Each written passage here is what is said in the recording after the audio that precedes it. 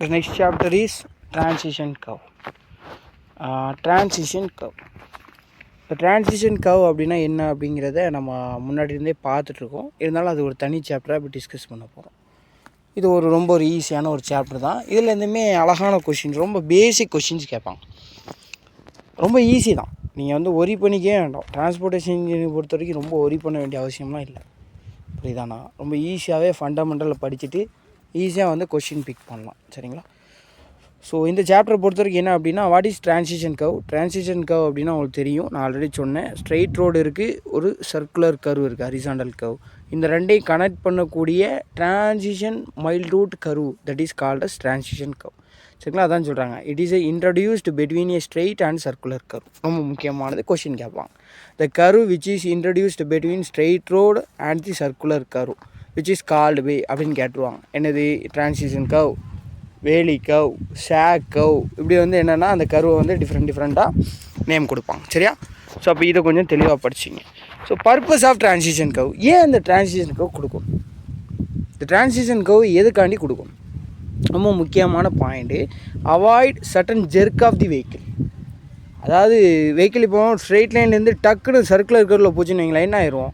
நம்மளால் போக முடியுமானா போக முடியும். அப்போ வெஹிக்கிள் டிரைவர் என்ன ஆயிரும் அப்படின்னா அப்படி ஜெர்க் ஆயிடுவார்.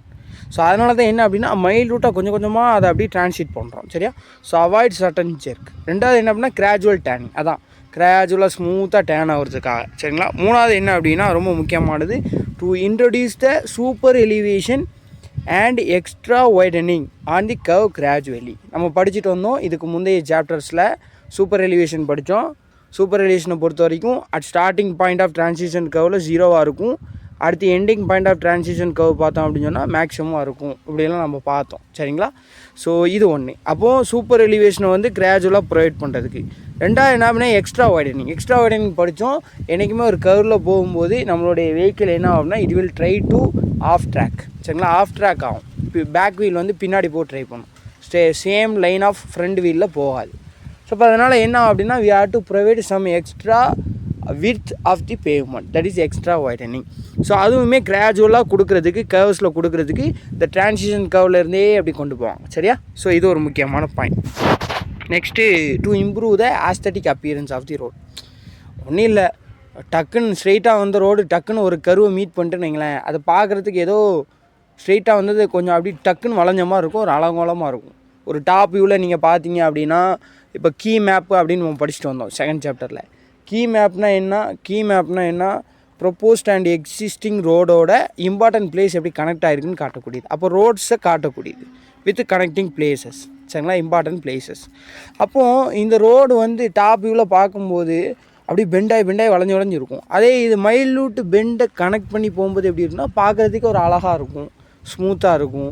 ஸோ இந்த மாதிரி ஆஸ்தட்டிக் பாயிண்ட் ஆஃப் வியூவும் ஒரு பாயிண்டாக சொல்கிறாங்க. சரியா? ஸோ இதுதான் the purpose of transition curve. அதுக்கப்புறம் என்ன அப்படின்னா types of transition curve. So அந்த டைப்ஸ் ஆஃப் டிரான்சிஷன் கர்வில் 4 இருக்குது. ஒன்று என்ன அப்படின்னா ஸ்பைரல், இன்னொன்று பெர்னோலி லெம்னிஸ்கேட், இன்னொன்று கியூபிக் பேரபோலா. இதுக்கு அடுத்து ஒன்று சொல்லுவாங்க கியூபிக் ஸ்பைரல்னு சொல்லிட்டு. ஆக்சுவலாக சிம்பிளாக அந்த கர்வில் காட்டியிருக்கோம். ஸோ இந்த கர்வை பொறுத்த வரைக்கும் இது எக்ஸு, இது ஒய். சரிங்களா? அதே மாதிரி இப்படி போகக்கூடிய இந்த இதை டேஞ்சன்ட் லைன் எடுத்து அதை அந்த எக்ஸோடு மீட் பண்ண வச்சு இதை என்ன சொல்கிறோம் அப்படின்னா ஆங்கிள் 5 அப்படின்னு சொல்லிட்டு இண்டிகேட் பண்ணுறாங்க. சரிங்களா? ஸோ இதெல்லாம் டைக்ராமெட்டிக்கலாக தேவையில்லை, பட் உள்ளே என்ன வரும், என்ன அப்ளிகேஷன் படிச்சிங்க. சரிங்களா? ஸோ இதெல்லாம் அதனுடைய அந்த கர்விங்கை ஈக்குவேட் பண்ணக்கூடிய, கர்விங்கை டெஃபைன் பண்ணக்கூடிய டிரான்சிஷன் கர்வ் ஈக்குவேஷன்ஸ். அதை பற்றி தான் அந்த கண்டிஷன்ஸை பற்றி தான் பார்க்க போகிறோம். ஸோ அதில் 4 டைப் இருக்குது. ஃபஸ்ட்டு என்ன அப்படின்னா ஸ்பைரல். அப்படி இல்லை இதுக்கு இன்னொரு பேர் கிளாத்தாய்டு, அப்படி இல்லை கிளவர் ஸ்பைரல்னு சொல்லுவாங்க. இது important question, previous year question. Ideal transition curve அப்படின்னு சொல்லிட்டு கேட்பாங்க. What is a type of ideal transition curve அப்படின்னு சொல்லிட்டு கேட்பாங்க. ரொம்ப இம்பார்ட்டன்ட். சரிங்களா? ஸோ அப்போ ஃபஸ்ட்டு என்ன அப்படின்னா ஸ்பைரல், கிளாத்தாய்டு, கிளவர் ஸ்பைரல். இதுதான் ஐடியல் டிரான்சிஷன் கர்வ் அப்படின்னு சொல்லி சொல்கிறாங்க. ரொம்ப முக்கியமான பாயிண்ட்டு. இதில் ஒரு கண்டிஷன் என்ன அப்படின்னா, நம்மளுடைய அதாவது ஸ்டார்டிங் பாயிண்ட் ஆஃப் கர்வில் இருந்து எவ்வளோ டிஸ்டன்ஸ் போகிறோமோ இந்த கர்வு, அதுதான் எல். சரிங்களா? ஸோ அது எப்போவுமே அந்த லென்த் ஆஃப் தி கர்வ் அது எப்போவுமே எப்படி இருக்கும் அப்படின்னா actually it is inversely proportional to radius of the curvature. இதுதான் ரொம்ப முக்கியமான பாயிண்ட். அப்போ இங்கே என்ன சொல்கிறோம் அப்படின்னா L into R that is equal to constant. ஏன்னா ஆர் இங்கே கொண்டு வந்துட்டோம் அப்படின்னா என்னது நம்ம அந்த என்னது இன்வெர்ஸ்லி ப்ரொபோஷனல் அதே மாதிரி வந்து என்னது டேரக்ட்லி ப்ரொபோஷனல் அப்படிங்கிறத ஈக்குவேட் பண்ணுறதுக்கு ஒரு கான்ஸ்டன்ட் எடுப்போம். ஸோ அப்போ L/R = கான்ஸ்டன்ட். சரிங்களா? அப்போது ஸ்பைரல், கிளாத்தாய்டு, கிளவர் ஸ்பைரல் இதை பொறுத்த வரைக்கும் 2 கொஷின் தான் கேட்பாங்க. ஐடியல் டிரான்சிஷன் கர்வ் டைப் என்னன்னு கேட்டால் இது. இன்னொன்று என்ன அப்படின்னா அந்த கண்டிஷன் கேட்பாங்க, L inversely proportional to R. சரியா? ஸோ இதுக்கப்புறம் என்ன அப்படின்னா 2வது டைப்பு பெர்னோலி லெம்னிஸ்கேட். சரிங்களா? இது எங்கே யூஸ் பண்ணுவாங்க அப்படின்னு சொன்னால் மாடர்ன் ரோட்ஸில் யூஸ் பண்ணுவாங்க. சரிங்களா? மாடர்ன் ரோட்ஸில் யூஸ் பண்ணுவாங்க. இப்போது ஜென்ரலாக வந்து இப்போ வரக்கூடிய ரோட்ஸ் எல்லாமே வந்து என்ன மாடர்ன் டைப் ரோட்ஸ். ஸோ இப்போ இந்த மாதிரி கேஸில் பெர்னோலி லெம்னிஸ்கேட் யூஸ் பண்ணுவாங்க. சரிங்களா? இதில் deflection angle is large. Deflection ஆங்கிள்னால் உங்களுக்கு தெரியும், ஒரு கர்வ் இப்படி வந்துட்டுருக்கு. சரிங்களா? இந்த கர்வில் இருந்து டக்குன்னு என்ன பண்ணால் இப்படி மாறும் அப்படின்னா இதான் வந்து என்னென்னா டிஃப்ளெக்ஷன் ஆங்கிள் டெல்லுன்னு இண்டிகேட் பண்ணுவாங்க. ஸோ இதெல்லாம் பின்னாடி வரக்கூடியதெல்லாம் நம்ம டிஸ்கஸ் பண்ணுவோம். சரிங்களா? ஸோ அப்போது deflection angle is large. So அதுக்கப்புறம் என்னென்னா radius of curvatures decreases more rapidly with length கூட ரேடியஸ் ஆஃப் கர்வேச்சர் குறையும். நல்லா கவனிச்சிங்க, ரேடியஸ் ஆஃப் கர்வேச்சர் குறையுது அப்படின்னாலே நமக்கு டிஃபிகல்ட் ஆகுதுன்னு அர்த்தம். ஸோ அதனால தான் இது ஐடியல் கிடையாது. ஐடியல் கேஸ்னால் என்ன அப்படின்னா ரொம்ப சாதகமாக இருக்கக்கூடியது. அது என்ன அப்படின்னா ஃபஸ்ட்டு பார்த்தா என்னது ஸ்பைரல், அப்படி இல்லை கிளாத்தாய்டு, அப்படி இல்லை கிளவர் ஸ்பைரல் அப்படின்னு சொல்லக்கூடியதான். இது வந்து என்னென்னா ரேடியஸ் ஆஃப் கர்வேச்சர் வந்து டிக்ரீஸ் ஆகிட்டே போகும் வென் என்னது இன்க்ரீஸிங் வித் லென்த். ஸோ அதுக்கப்புறம் என்ன, இது ஆட்டோஜீனியஸ் கர்வ்னு சொல்கிறாங்க. ஆட்டோஜீனியஸ் கர்வ் அப்படின்னா என்ன சொல்கிறாங்க அப்படின்னா, அதாவது நம்ம சொல்கிறோம்ல ஆட்டோஜீனியஸ் அப்படின்னா ஆட்டோமேட்டிக்காக நமக்கு என்ன பண்ணலாம் அப்படின்னா வெஹிக்கிளை வந்து ஃப்ரீயாக என்ன பண்ணிக்கலாம்னா மூவ் பண்ணிக்கலாம். அதான் சொல்கிறாங்க வெஹிக்கிள்ஸ் ஃப்ரீ டர்னிங் பாத்தாக இருக்கும் அப்படின்னு சொல்லிட்டு இதை இண்டிகேட் பண்ணுறாங்க. ஸோ அதே மாதிரி இந்த கர்வ் வந்து எப்படி செட் பண்ணுறாங்க அப்படின்னா கர்வ் இதை எப்படி வந்து அவங்க ஃபிக்ஸ் பண்ணுறாங்க அப்படின்னா it is fixed by polar coordinates. மேத்தமெட்டிக்கில் நீங்கள் படிச்சிருப்பீங்க. சரிங்களா? Simple Cartesian coordinates, polar coordinates அப்படின்லாம். ஸோ இதை மாதிரி நீங்கள் ஞாபகம் வச்சிங்க, போலார் கோஆர்டினேட்ஸை வச்சு இதை ஃபிக்ஸ் பண்ணுவாங்க. சரிங்களா? ஸோ நெக்ஸ்ட்டு என்ன அப்படின்னா கியூபிக் பேரபோலா. இதுக்கு இன்னும் 2 பேர் சொல்கிறாங்க, ஃப்ரூட்ஸ் டிரான்சிஷன் அப்படின்னு சொல்கிறாங்க, ஈஸ்ட்மெண்ட் கர்வ் அப்படின்னு சொல்கிறாங்க. சரிங்களா? ஸோ இது எப்படி ஃபிக்ஸ் பண்ணுறாங்க அப்படின்னா பை சிம்பிள் கார்ட்டீசியன் கோஆர்டினேட்ஸ். சரிங்களா? ஸோ அதே மாதிரி இது எங்கே யூஸ் பண்ணுறாங்கன்னா வேலி கர்வ். அப்போது ஃபஸ்ட்டு ஒன்றுங்கிறது ஸ்பைரல் அப்படிங்கிறது என்ன அப்படின்னா ஐடியல் டிரான்சிஷன் கர்வ், அந்த கொஷின் கேட்பாங்க. 2வது பெர்னோலி லெம்னிஸ்கேட்டுங்கிறது மாடர்ன் ரோட்ஸில் யூஸ் பண்ணுறாங்க, அந்த கொஷின் கேட்பாங்க. 3வது cubic parabola fruit transition easement curve அப்படிங்கிறது வேலி கர்வில் யூஸ் பண்ணுவாங்க. சரிங்களா? இதுக்கப்புறம் அந்த ஈக்குவேஷன் என்ன அப்படின்னா ஏன்னா கியூபிக் பேரபோலான்னு வருது, அதனால் இதனுடைய அந்த என்னது ஈக்குவேஷன் வந்து ஃபார்முலேட் பண்ணுறாங்க. y = L3/6RLS. எல்லுங்கிறது லென்த் ஆஃப் கர்வ், ஆருங்கிறது ரேடியஸ் ஆஃப் கர்வ், எல்எஸ்ங்கிறது shift of the transition curve அப்படின்னு சொல்லுவாங்க. அதுவும் பின்னாடி வரும்போது நான் டிஸ்கஸ் பண்ணுறேன்.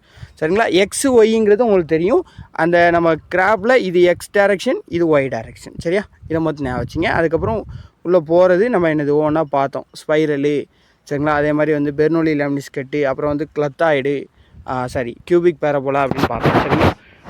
ஸோ இதனுடைய கண்டிஷன் என்ன சொல்கிறாங்க அப்படின்னா x=1 இருக்கும்போது என்னுடைய காஸ் ஃபைனா என்னது, நம்ம அந்த கர்வோடைய டேஞ்சன்ட் லைனை எக்ஸ் ஆக்சிஸில் மீட் பண்ணோன்னா கிடைக்கக்கூடிய ஆங்கிள் தான் ஃபை. ஸோ அப்போது x=1 இருக்கும்போது cos φ = 1 அப்படிங்கிற கண்டிஷனை சொல்கிறாங்க. இது தெளிவாக ஞாபகம். இந்த மாதிரி கண்டிஷன் கேட்கலாம். x=1 cos φ = 1ங்கிறது தான் என்னது நம்மளுடைய கியூபிக் பேரபோலாவுடைய கண்டிஷன். ஃபைனலாக வந்து என்ன அப்படின்னா கியூபிக் ஸ்பைரல். இந்த கியூபிக் ஸ்பைரல் அப்படிங்கிற என்ன அப்படின்னா it is simple to set. அதாவது இதை வந்து ரொம்ப சிம்பிளாகவே என்ன பண்ணிடலாம், செட் பண்ணிடலாம். இதனுடைய ஈக்குவேஷன் என்ன தான் L3/6RLS தான், ஏன்னா இதுவுமே கியூபிக் தான். நெக்ஸ்ட்டு இதனுடைய கண்டிஷன் என்ன, sin φ = dy/dl. அதாவது அந்த ஈக்குவேஷன் என்ன பண்ணால் வித் ரெஸ்பெக்ட் டு எல்லை பொறுத்து டெரிவேட்டிவ் எடுக்கணும். ஸோ அப்போது முந்தின கண்டிஷன் என்ன அப்படின்னா x=1 cos φ = 1.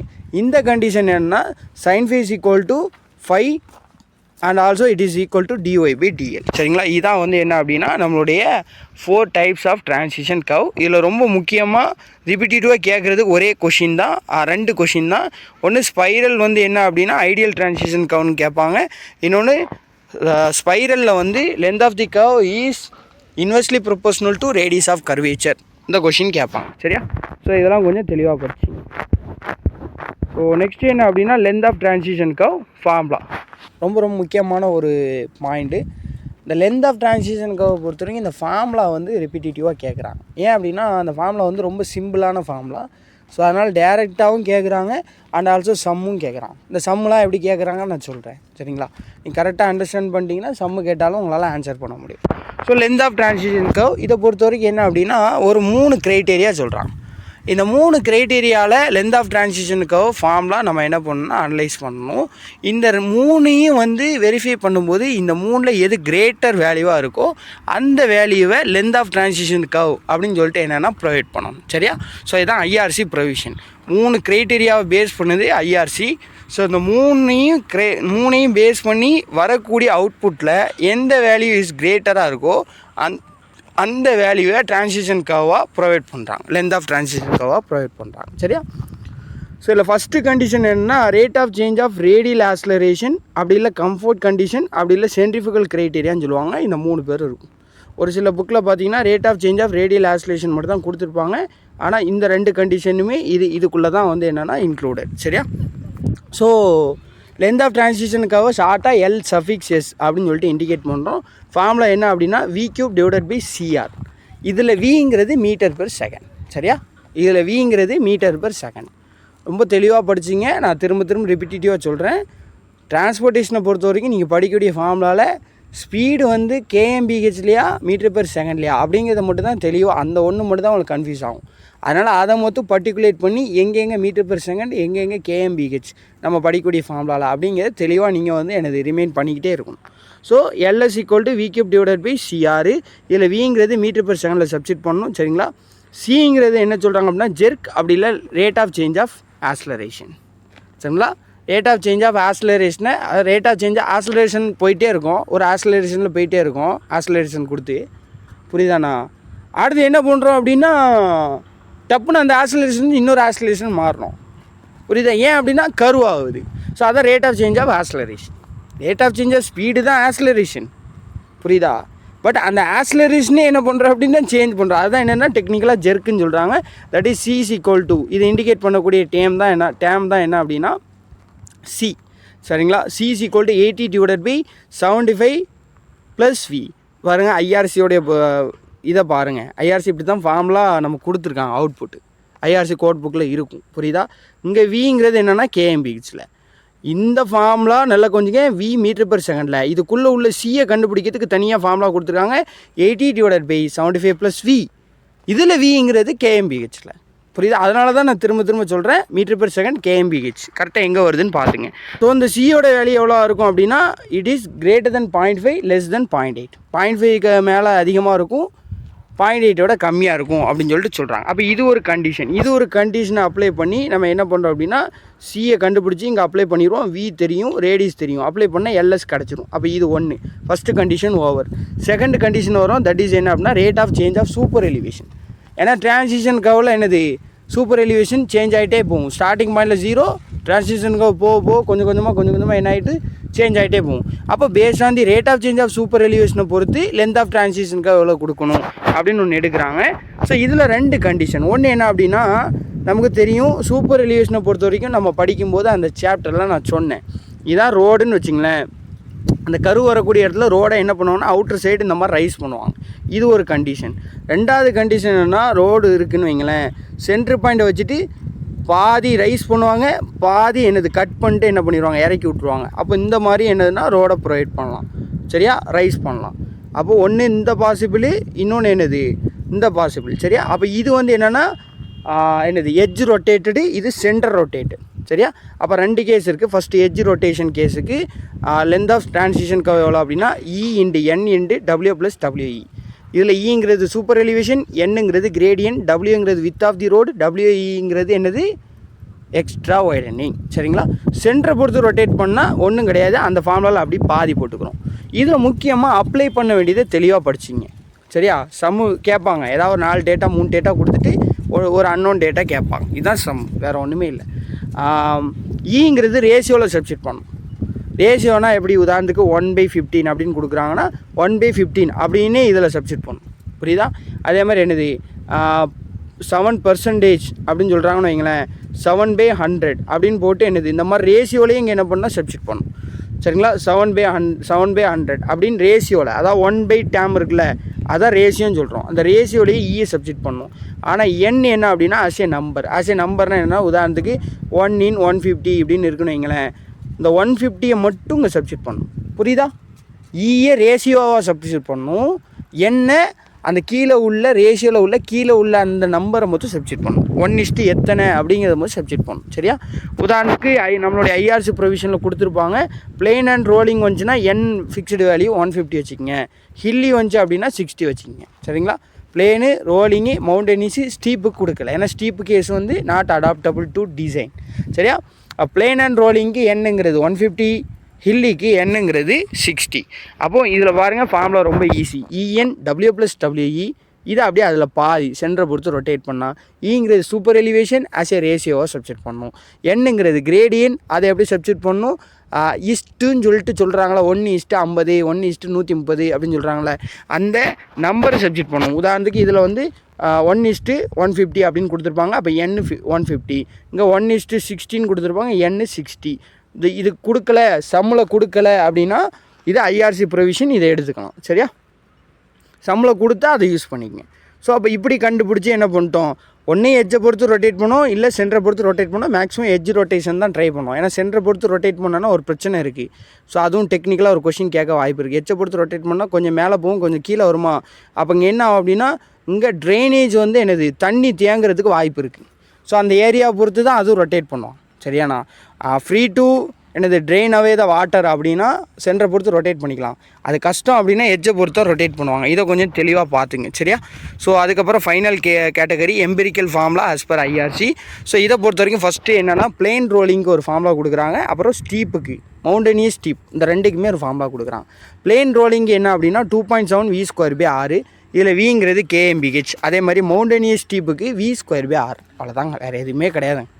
ஸோ என்ன கண்டிஷனோ அதை பொறுத்து என்னது, உதாரணத்துக்கு பிளேனுன்னு கொடுத்துட்டாங்க அப்படின்னா பிளேன் கேஸில் இதை எடுத்துக்க வேண்டியது. அவ்வளோதான். எடுத்துகிட்டு அப்போது இந்த 3 கேட்டகரி இருக்கா இல்லையா, இந்த 3 கேட்டகரிலேருந்தும் எல்எஸோடைய வேல்யூ இங்கே ஒன்று ஃபைண்ட் அவுட் பண்ணியிருப்போம், இங்கே ஒன்று ஃபைண்ட் அவுட் பண்ணுவோம், இங்கே ஒன்று ஃபைண்ட் அவுட் பண்ணுவோம். Whichever is greater that is the length of transition count fix பண்ணிடணும். அப்போ 3 கண்டிஷனை பொறுத்து பார்க்குறோங்கிறது கூட அப்ஜெக்டிவ் டைப்பில் கொஷின் கேட்கலாம். Length of transition curve is based on what conditions அப்படின்னு சொல்லிட்டு கூட கேட்கலாம். ஒன்று rate of change of radial acceleration, ஏன்னா நம்ம என்னது ஆக்ஸலரேஷனே சேஞ்ச் பண்ணுவோம் கருவில் போகும்போது. ரெண்டாவது என்ன அப்படின்னா சூப்பர் எலிவேஷன் சேஞ்ச் ஆகும், அதனால் rate of change of super elevation. மூணாவது என்ன empirical formula as per the topography கேட்டகரியில் ஐஆர்சி கொடுத்துருக்காங்க. Plain rolling, mountainous steep 2.7 v²/r, mountainous and ஸ்டீப்னா v²/r. இது மொத்தம் கேட்பாங்க. இந்த பாக்ஸ் தான் ரொம்ப இம்பார்ட்டன்ட். இதுலேருந்து சம்மு கேட்குறாங்க அப்படின்னா இந்த பாக்ஸ் தான். சரியா? நான் எல்லாமே உங்களுக்கு சொல்லிவிட்டேன், எக்ஸ்பிளைன் பண்ணிட்டேன். என்ன கொஷின் கேட்டாலும் நீங்கள் என்ன பண்ண ஆன்சர் பண்ண தெரியணும், அவ்வளோதான். சரியா? எல்லாமே வந்து என்னது, விங்கிறது என்னன்னு சொல்லிட்டேன், சிங்கிறது என்னன்னு சொல்லிட்டேன். புரியுதா? சிங்கிறது rate of change of acceleration. சரியா? Rate of change of acceleration 80/75 + v. அதை கொஞ்சம் தெளிவாக படிச்சிங்க. 80/75 + v. சரிங்களா? நெக்ஸ்ட்டு ஆறுங்கிறது ரேடியஸ், விங்கிறது ஸ்பீடு. அவ்வளோதான். அப்போ இது கண்டுபிடிச்சிடலாம். இதுலேயும் இ என்ன என் என்ன இல்லைன்னு சொல்லிட்டேன். அப்போது சம்மில் அவங்க சொல்லுவாங்க, அந்த டேட்டா ஃபுல்லாக அப்ளை பண்ணி அவுட்புட் எடுக்கும். சரிங்களா? இதுதான் உங்களுக்கு வந்து நான் சாப்டர் வைஸ் டெஸ்ட்டு நான் கொடுக்குறேன்ல, அதில் வந்து நான் உங்களுக்கு என்ன பண்ணுறேன், இந்த சம்லாம் கொடுக்குறேன், நீங்கள் ப்ராக்டிஸ் பண்ணுங்கள். சரிங்களா? இன்கேஸ் உங்களுக்கு டவுட் அப்படின்னா you can contact me at any time. Okay. So ஃபைனலாக வந்துட்டோம். ஃபைனலாக ஷிஃப்ட் ஆஃப் தி கவ். அது என்ன ஷிஃப்ட் ஆஃப் தி கவ்? இந்த ஃபார்முலா ரொம்ப இம்பார்ட்டன்ட். ரிப்பீட்டேட்டிவாக கொஷின் கேட்பான். சரிங்களா? So shift is equal to, that is s is equal to ls square. ls na enna, length of transition curve. ls square divided by 24r. ls square divided by 24r. சரியா? So இதில் ஷிஃப்ட்னா என்ன சொல்கிறோம் அப்படின்னா ஒன்றும் கிடையாது. ஆக்சுவலாக இது என்னுடைய ஸ்ட்ரெயிட்டு ரோடு, அதுலேருந்து டிரான்சிஷன் கர்வ், அதுலேருந்து என்னது ஹரிசாண்டல் கர்வ் வருதுன்னு வைங்களேன். ஷிஃப்ட்னா என்ன ஒன்றும் கிடையாது. இந்த கர்வோடைய ரேடியஸ் இருக்கா இல்லையா, இந்த ரேடியஸ் என்னது, இதெல்லாம் வந்து இந்த கர்வ்லாம் ரேடியஸில் போகும். ஆனால் டிரான்சிஷன் கர்வ் ரேடியஸை மீட் ஆகும்னா மீட் ஆகாது. அப்போது ஒருவேளை அதே ரேடியஸுக்கு நான் அதை இழுத்து விட்டேன்னு ஷிஃப்ட் பண்ணேன்னு வைங்களேன், அதுக்கு பேர் தான் ஷிஃப்ட். டிரான்சிஷன் கர்வாக இல்லாமல் நான் என்னுடைய கருவோடைய அந்த ரேடியஸ் அளவுக்கே அப்படியே நான் இழுத்து விட்டேன் அப்படின்னா அதுதான் என்ன சொல்கிறேன் அப்படின்னா ஷிஃப்ட்டுன்னு சொல்கிறோம். ஸோ அப்போ இந்த ஷிஃப்ட் எவ்வளோ வருது அப்படின்னு சொல்லிட்டு இப்போ கண்டுபிடிக்கிறதுக்கு என்னென்னா, அதுவுமே based on length of transition கர்வை பொறுத்து இந்த ஷிஃப்ட்டோடைய வேல்யூ என்ன சொல்கிறாங்க, that is ls square divided by 24r. சரியா? இதுதான் அந்த சாப்ட்ரு. டிரான்சிஷன் கர்வ் சாப்டரை பொறுத்த வரைக்கும் ரிப்பீட்டடிவாக கேட்குறத மட்டும் நான் சொல்கிறேன். ஒன்று இதே கேட்பாங்க, இந்த இதே கேட்பாங்க. ஸ்ட்ரெயிட் லைனுக்கும் சர்க்குலர் கர்வுக்கும் இன்பிட்வீனாக இருக்குது டிரான்சிஷன்.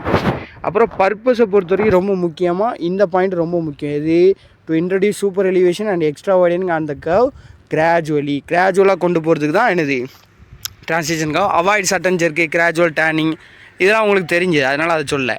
டைப்ஸை பொறுத்த வரைக்கும் ஸ்பைரல், கிளத்தாய்டு, கிளவர் ஸ்பைரல், இதுதான் ரிப்பீட்டடிவாக கேட்பான். ஸோ இதில் வந்து என்ன அப்படின்னா ideal transition curve spiral, clothoid, clover spiral அப்படிங்கிறது.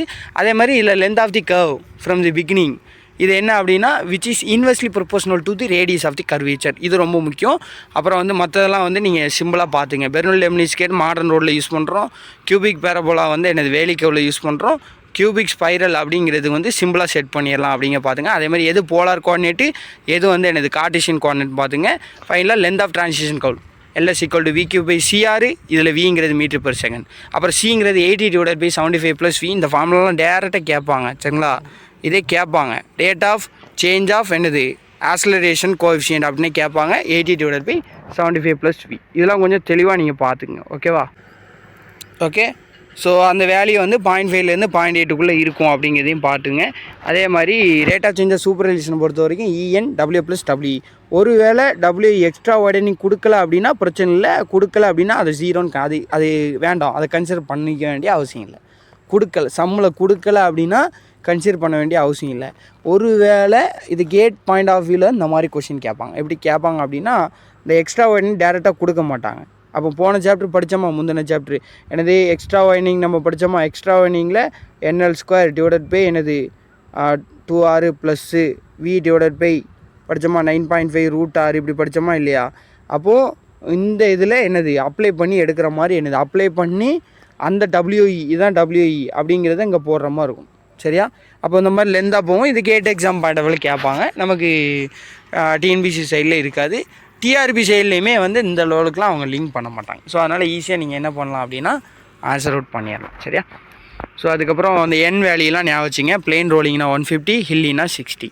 ஃபைனலாக என்னது எம்பிரிக்கல் ஃபார்ம்லாம் ரொம்ப ஈஸி. பிளெயின் ரோலிங்னா 2.7 V²/R, மவுண்டன் ஹில்ஸ்னா V²/R. எம்பிரிக்கல் ஃபார்ம்லாம் V in kmph.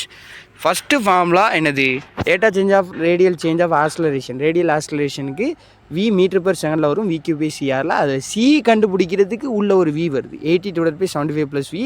இது kmph வருது, சரியா? ஸோ இதை மாதிரி தெளிவாக வச்சுங்க. அப்போ இங்கே நல்லா கொஞ்சிங்க. Rate of change of super எலிவேஷனை பொறுத்த வரைக்கும் ஸ்பீடை பொறுத்து என்னது லென்த் ஆஃப் டிரான்சிஷனுக்கு கிடையாது. ஏன்னா பேர்லேயே இருக்குது based on rate of change of super elevation. ஈயை பொறுத்தான், சூப்பர் எலிவேஷனை பொறுத்து தான் இங்கே என்னது கான்செப்ட், சரியா? மற்ற ரெண்டு ஃபார்ம்லாம் பாருங்கள் ஸ்பீடை பேஸ் பண்ணுது, சரியா? ஸோ இதை மாதிரி தெளிவாக படிச்சிங்க. ஃபைனலாக shift of the S = LS² / 24R. Okay, thank you so much. So இதை மாதிரி தெளிவாக படிச்சிங்க. ஃபைனலாக shift of the S = LS² / 24R. Okay, thank you so much. So இதை மாதிரி தெளிவாக படிச்சிங்க. ஃபைனலாக shift of the S = LS² / 24R. Okay, thank you so much.